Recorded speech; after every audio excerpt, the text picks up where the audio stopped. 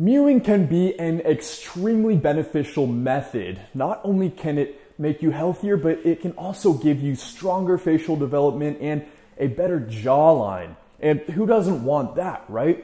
But if misused, then there are actually some serious dangers involved. So today I'm going to tell you about these dangers and some ways you can prevent them from happening. What's going on, guys? Welcome back to my channel. It's Maverick here. I hope you all are having an awesome day so far. If you like what you see here, please consider subscribing and turning those post notifications on.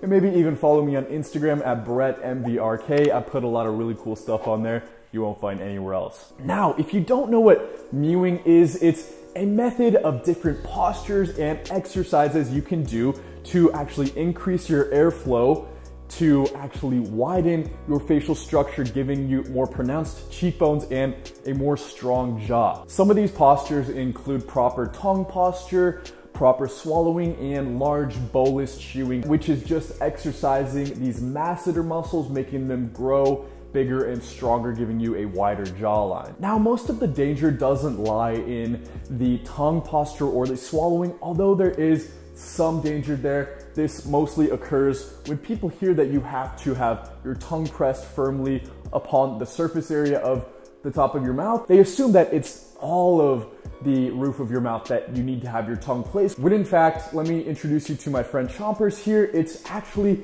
mostly just the posterior region of the roof of your mouth. You want that pressed up. That's most important. And the second most important thing is to have your tongue stop just before your teeth.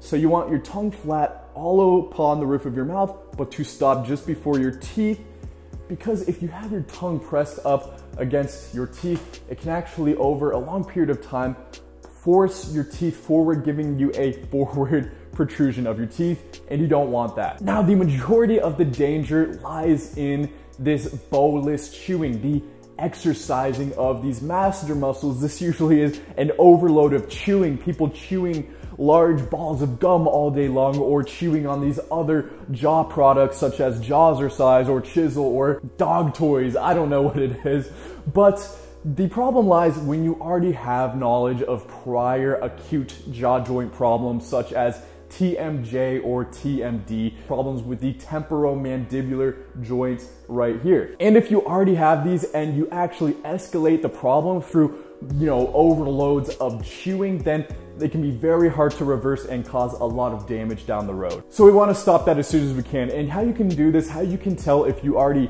have problems with this acute jaw joint is three different ways. First off is the max opening test. This is just testing the maximum size that you can open your mouth to. And you just take your fingers like this, put them in your mouth. You want to be able to get at least three fingers in your mouth.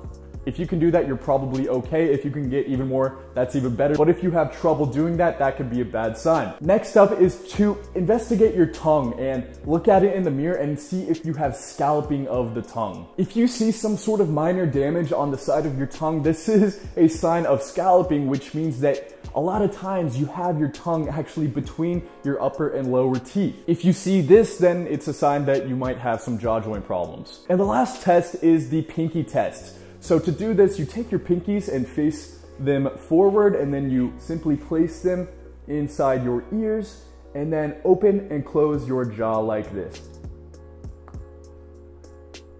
And while we're doing this, we're listening for any weird sounds like clicking or popping, but also trying to feel for any clicking or popping within your ear itself. If you hear any clicking or creaking, then this is a potential sign of jaw joint damage, and you should be extremely careful when it comes to mewing and jawline exercises. So as a general rule of thumb, when you just start doing mewing or jawline exercises, try not to chew more than an hour per day, because you don't want to risk developing TMJ or TMD in the long run, because this can cause some horrible things such as clicking and pain and tightness within your jaw and even migraines, and nobody wants that. And the last thing that I wanted to mention is we've kind of realized that jawline exercises are the least effective when it comes to increasing your production of your facial structure. They seem to be the least useful, so I actually don't recommend doing them. Now, I do have jawline exercise videos here on YouTube, but we've come to gain a lot of knowledge and realize that those are the least effective.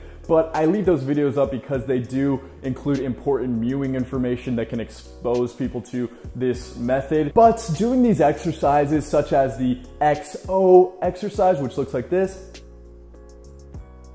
can actually increase wrinkling of your skin at a very rapid pace that you definitely don't want. Simply because you're doing so much stretching and relaxing of your face. It's basically like frowning and smiling 1,000 times a day. And this is how you get these crow's feet and these cheek wrinkles and things of this nature. So I actually recommend not doing as much jawline exercises, but focusing more on mewing, proper tongue posture, and masseter exercises such as chewing gum and large bolus chewing. But please beware, proceed with caution. If you have any jaw joint problems going into it, be extremely careful. So that's gonna do it, guys. I hope you enjoyed the video. Please be careful when doing these exercises, and until next time, goodbye.